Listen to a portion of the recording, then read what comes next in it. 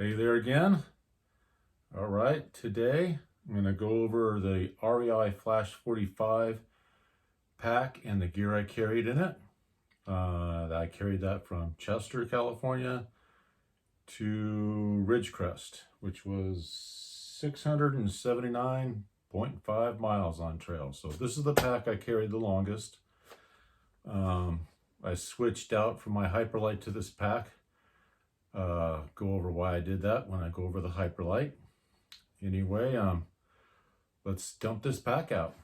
See how I packed it and what I carried in it for the Sierra. So I'm going to kind of go backwards from Ridgecrest to the beginning of the Sierra, because carried various bear cans and no bear can. Anyway, here we go.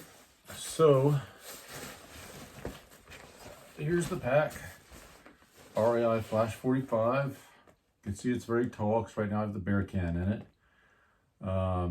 Past South Kennedy Meadows, I had mailed this bear can home, and I was pretty light coming through that section. That was good because it was hot. So from South Kennedy to Ridgecrest, didn't have a bear can. So I'm going to show you what I carried from South Kennedy to basically North Kennedy. So once again, go on the outside and work our way down. I carried for water, I carried one 1 liter smart water bottle. I had a 0.75 that did have a sports cap on it. I used this Elemental Horizons water bottle holder that I clipped to the left shoulder strap. Of course, I had my Garmin Mini 2 and my blue bandana that I wear for sweat. Anyway, moving on the water bottle again. So this would have been a 1.5 liter smart water bottle. Just showing the Essentia for whatever reason. Let's see, pockets.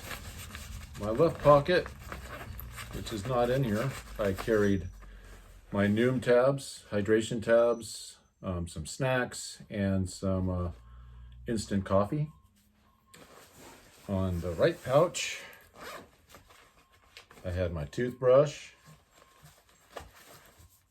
my Gold Bond, my buff, and my gloves. I ended up sending this buff home. Probably right around South Kennedy. I never used it. All right, let's go. Hey, puppy. My dog coming in on to see where I'm at. That's my dog, Suki. She's an Akita. Okay, so once again, these are just for reference. I had those Dollar General flip-flops. Had a pair of flip-flops for camp shoes. I had my Seanock and an extra Evernew 2 liter bladder. Wasn't sure how much water I needed to carry. I ended up getting rid of the Evernew. Never used it. Sawyer Squeeze. You've seen this. This is my Deuce of Spades number 2. I had toilet paper. The blue ball. My head net for the bugs, and I also had bug pants. We weren't sure how bad the mosquitoes would be, and I don't like putting on DEET. Stuff's bad for you. So I carried mosquito pants, and I got rid of those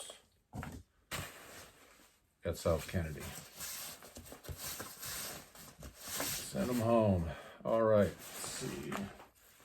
Let's go on inside. So because the bear can was usually full and I needed to have my cooking set in there, which I would take out and put this food, if I didn't eat it all, into the bear can for bear protection at night. But during the day, I carried the first day or day and a half's worth of food in the brain, the top pouch of the pack. Sometimes some other things bounced around in there, and sometimes a hoodie. Sometimes the sun gloves. My pad, Mountain World Designs, 1/8 inch. Put the Tyvek over the top like this for extra water protection in case it rained. And it was always kind of dirty, so I kept that on top.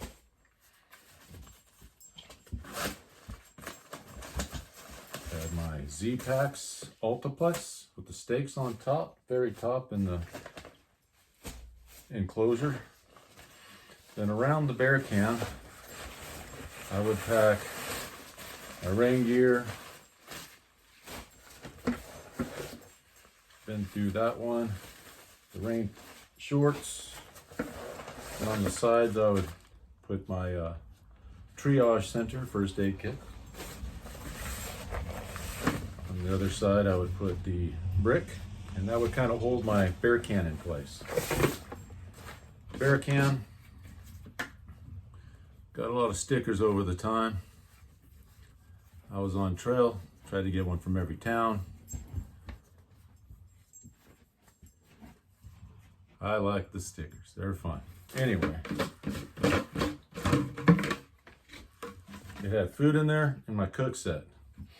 One thing I will say about the Bear Cannon is how I packed it. So everybody probably has their own preference, but I would pack from the last day with dinner on the bottom, working up to lunch to breakfast, then second to last day, and I would pack it all the way up to day number 1, which, as you saw, I'd take out and put in the brain. I just found it easier to work my way down than to having to dig around on this thing. Still had my food bag with me, which was empty. Had the spoon in there sometimes. Sometimes I had to put the spoon in the bear can when it would fit. Sleeping pad, the inflator, which we've been over, and then basically kind of the only difference besides some extra gear I had was I had my 20-degree UGQ quilt, which was the long, wide, extra wide foot box. And to lighten it up, I went with 950 fill and the 10T fabric on the inside and out,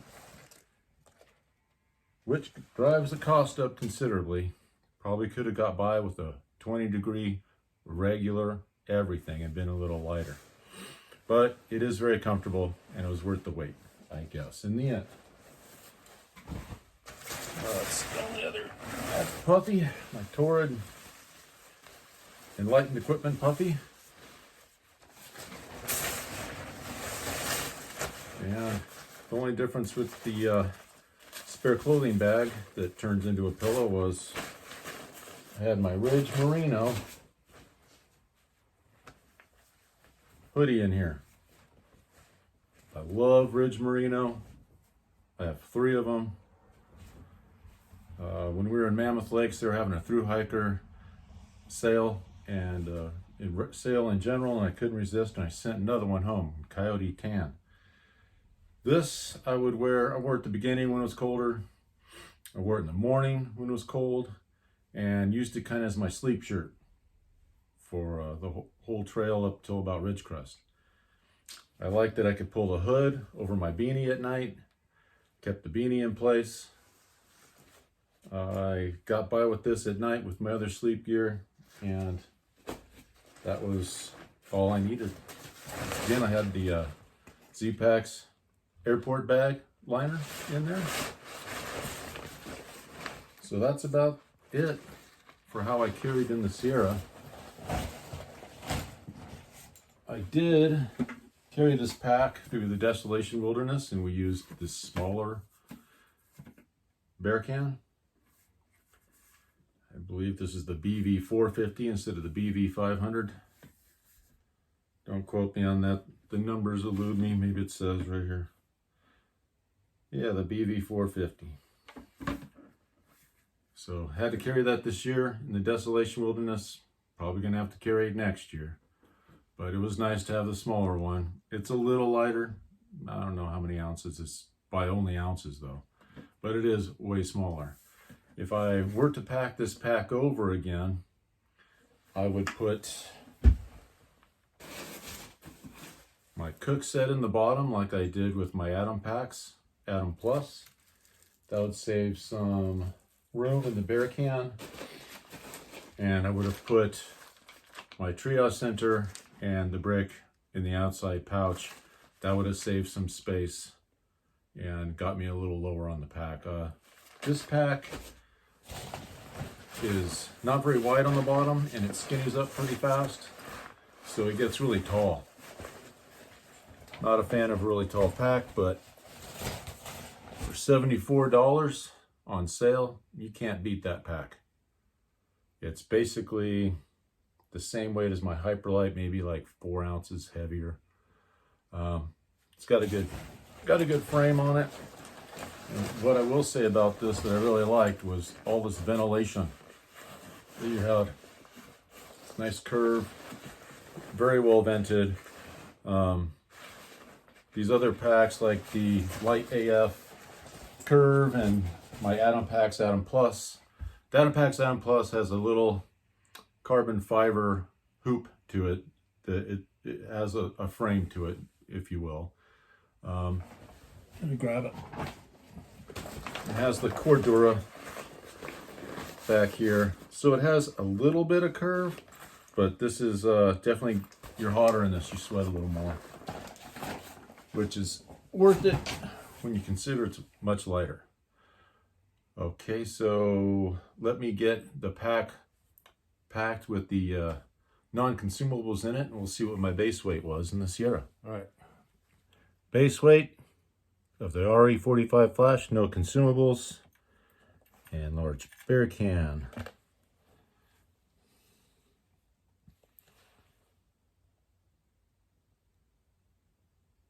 Looks like 16 pounds, 11 ounces.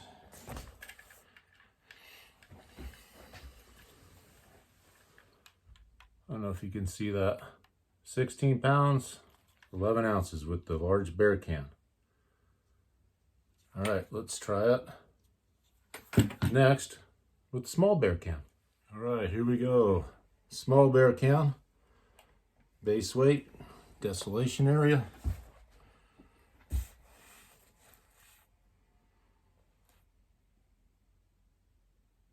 £16 pounds, 4 ounces. I don't know if you can see that. Let's see. There we go. 16 pounds, 4 ounces. That's a good 7 ounces lighter.